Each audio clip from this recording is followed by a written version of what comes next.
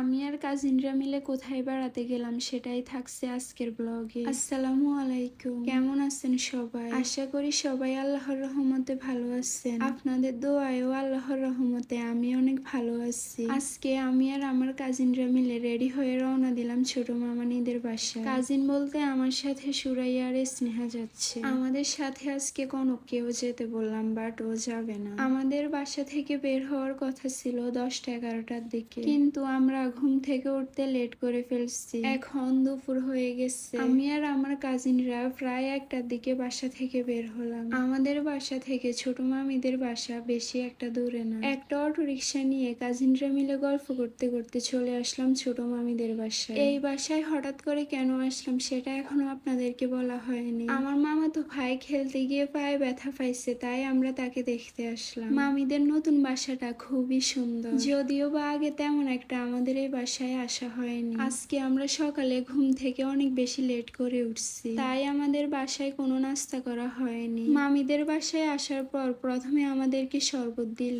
আজকে আমাদের এই বাসায় আসার কোনো প্ল্যানই ছিল না। আমার মামা তো ভাই গতকাল রাতে আমাদেরকে কল দিয়ে বলল আমি, স্নেহা, সুরাইয়া এবং কনক মিলে যেন তাকে দেখে আসি। তাই আর আমরা দেরি করিনি, কাজিনদের নিয়ে চলে আসলাম মামিদের বাসায়। ছোট মামাদের বাসায় আগে আমাদের বেশি আসা হলেও এখন আর তেমন একটা বেশি আসা হয় না। মামা মারা যাওয়ার পর থেকে সবকিছু কেমন জানি এলোমেলো হয়ে গেছে। মামিদের বাসায় আসার পর দেখলাম মামি এখনো রান্না বান্না করতেছে, আর সুরাইয়া মামিকে কাছে হেল্প করতেছিল। আমাদের সুরাইয়া খুবই ভালো। আমিও বাসায় কোনো কাজ করতে গেলে সুরাইয়া আমাকে হেল্প করবে। অনেকদিন পর মামিদের বাসায় এসে খুবই ভালো লাগতেছে। আমার মামির বাসাটা খুবই সুন্দর, সব সময় গোছালো থাকে, তাই অনেক ভালো লাগে। কিছুক্ষণ পর রান্না বান্না শেষ হলে আমরা সবাই মিলে খেতে বসলাম। আমার মামির হাতের রান্না খুবই মজা, ভাবতেই অবাক লাগতেছে অনেকদিন পর মামির হাতের রান্না খাবো। আমি, স্নেহা, সুরাইয়া, কণিকা,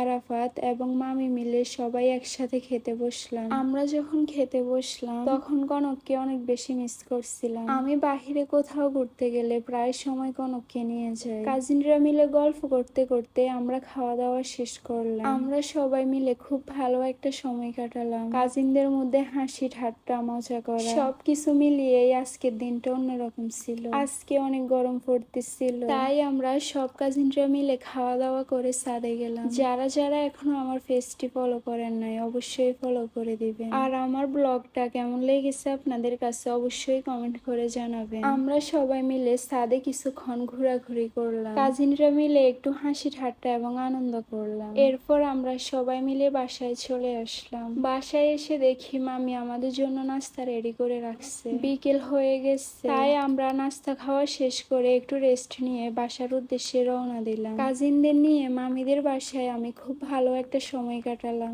সবাই আমার মামাতো ভাইয়ের জন্য দোয়া করবেন। আমার আজকের ব্লগটা এ পর্যন্তই। আজকের জন্য আল্লাহ হাফেজ।